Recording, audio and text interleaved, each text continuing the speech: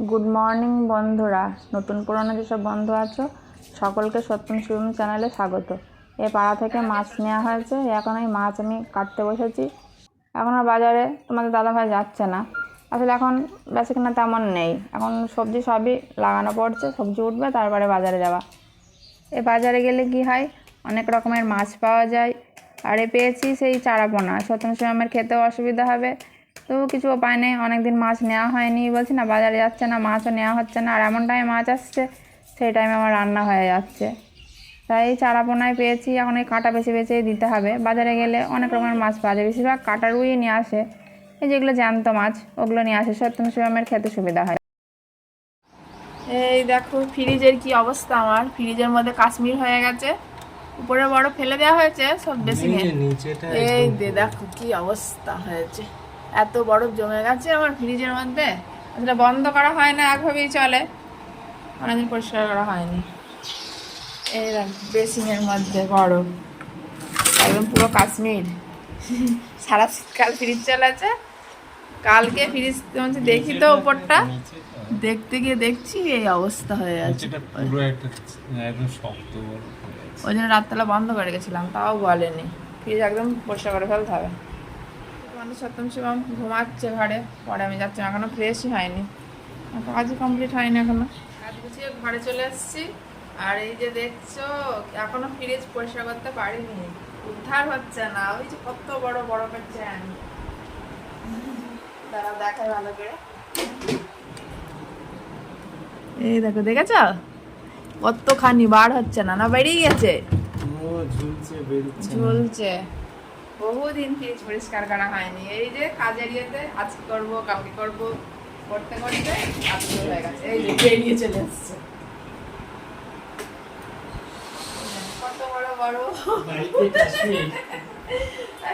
বিশাল বড়, বাড়িতেই কাশ্মীর তৈরি করে ফেলেছি।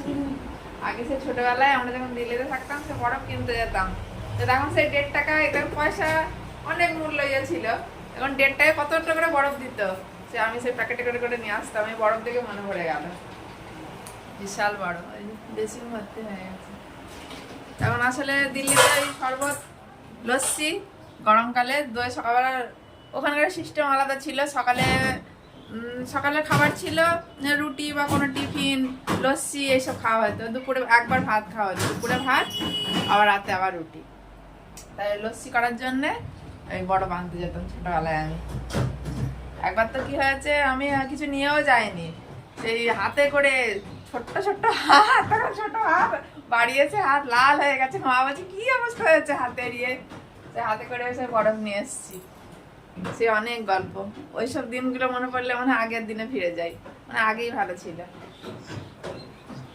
সত্যম শিবম এখনো ওঠেনি, ওরা এখনো ঘুমাচ্ছে, আমি এবার রান্নাঘর ওদের তুলে দিয়ে রান্নাঘরে যাবো। শিবম এখন থেরাপি নিচ্ছে, ছাতু খেয়েছে, এখন হরলিক্স, আজকে হরলিক্সও শেষ, তারপরে গরম গরম ভাব, এখন ছাতুই চলবে। ওরা ঝেঁকে মারছে কেন, রেগে যাচ্ছে, বলছে নেবো না, কিন্তু নিতেই হবে। আর এই শিবম এই ঘরে আছে, আজ এরকম উদাস উদাস মন কেন, পা দুটো উঁচু করে দিয়ে, কোন দিকে মন শিবম? এই কি ভাবছে, বলছে আমার আর ফোন দিচ্ছে না। হ্যাঁ শিবম, না থেরাপি নাও, আমাদেরকে রান্না বসিয়েছি, রান্না হচ্ছে, মাছ ভাজা হচ্ছে, এখন মাছের ঝাল হবে, আলু ভাজা কেটেছি, আলু ভাজা, আর সেটা দেওয়া আছে ডাল, ডাল হবে, আলু সেদ্ধ কেটে সেদ্ধ, মাছ দুবারই হয়ে যাবে, অনেকটি মাছ হয়েছে।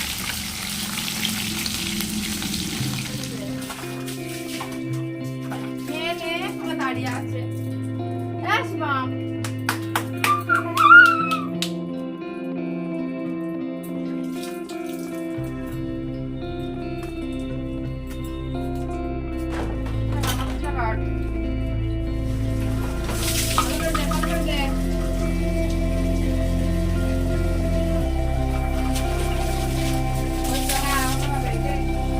জল দে,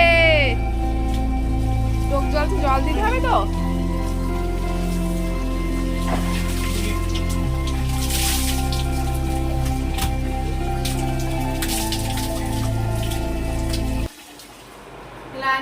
নাড়ু গোপাল এখন লাড্ডু খাবে। একদিন স্নান করে বায়না মিষ্টি খাবে, আজকে মিষ্টি দিই না, লাড্ডু খাবে। পুজো করার জন্য কাঠমো বলতে না, খাওয়া হয়ে গেছে, শুনবে নাকি? স্নান হয়ে গেছে, এখনো মাথা হাত রান্না হয়নি। খায় বলে তাড়াতাড়ি করছে, খাইয়ে দিই। শিবম তুই কি খেলাই এনে আয়। শিবম ঘরে খেলা করছে। হ্যাঁ, আমি হয়তো লাড্ডু ভাবতে না, একটু দিয়ে আসি। হ্যাঁ, গান শুনছে আর ওই বস্তায় দোকানে থপথপ করছে। নাও। এই বিকালবেলা লাঠি শুটা আবার সে রেডি করছি, সেই কাজ করাতে হবে বডি ব্যালেন্সের। আমি একদিন দেখিয়েছি, প্রতিদিনই করাই, প্রতিদিন দেখানো তার সম্ভব হয় না। বেশি দেখাতে গেলে সে ব্লকও বড় হয়ে যায়, ওই জন্য আর দেখানো হয় না। এগুলো করালে কি হয় আমি একদিন বলেছি, তবুও যারা নতুন দেখছে তারা তো আর বুঝতে পারছে না। এগুলো করালে বডি ব্যালেন্স ইয়ে হয়, আই কন্ট্যাক্ট, তারপরে ওই রাস্তায় হাঁটতে গেলে যে উঁচু নিচু হয়তো কোনো কিছু যায়, খাদ মাত পড়লো, তখন এইগুলো ওরা তো তেমন বোঝে না, এই নিচের দিকে এইভাবে তাকে এগুলো করছে, তো ওইগুলো তখন বুঝতে পারে যে এইভাবে আমরা হাঁটছি। এইগুলো করালে কি হয়, ওদের শরীরও ভালো থাকে। আর এই যে বিকালবেলা সারাদিনই কি কাজ করবে, এইভাবে কাজ করে সময় কেটে যায়। এই শিবম এখন একা হাঁটার চেষ্টা করছে, আসলে অনেক দিন থেকে করছে তো একটু হলেও বুঝেছে। আগে যখন প্রথম করাতাম, ওরা তো বুঝতেই পারতো না যে কীভাবে করতে হবে। আমিও তো চিন্তায় পড়ে যেতাম যে কী করে শেখাবো। আমি সেই বসে সে করাতাম, পা এদিক ওদিক করে। সে আর মুখে বলে বোঝানো যাবে না। আমি একদিন ব্লকে দেখিয়েছি কীভাবে করাতাম। এইভাবে কাজ করিয়ে ওরা যদি নিজের কাজগুলো করতে পারে, তাও কতটা কাজ এগিয়ে যায়। এবারে সত্যমের পালা, কিন্তু সত্যমের কি ওই আলা ভাব, কাজে মন নেই, প্রথম পড়তে চায় না, কিন্তু শেষে ওই ভালো বোঝে, তখন ভাই পিছিয়ে যায়। দেওয়া হয়ে গেল, ঘরটা ধোঁয়া হয়ে গেছে, ধুনো দিয়েছি তো ওই জন্য। ওই যে ধুনো জ্বলছে, দেখানো যাচ্ছে না ভালো করে, যাই হোক। আর সত্যম শিবম এই ঘরে বসে আছে, বসে আছে, টিভি চলছে, গান শুনছে, আনন্দ পাচ্ছে। আর তোমাদের দাদা ভাই স্নান করছে। ও স্নান করার সময়, গরম আসছে, এই সময় স্নান করবে প্রত্যেকদিন। এখন 6:30 বাজে। আর দিনের বেলায় স্নান হবে না, শীতকালে তাও দিনের বেলায় স্নান করতো, ঠান্ডা তখন স্নানের তারা থাকে। এখন গরম তো, কাজ করতে অসুবিধা হবে।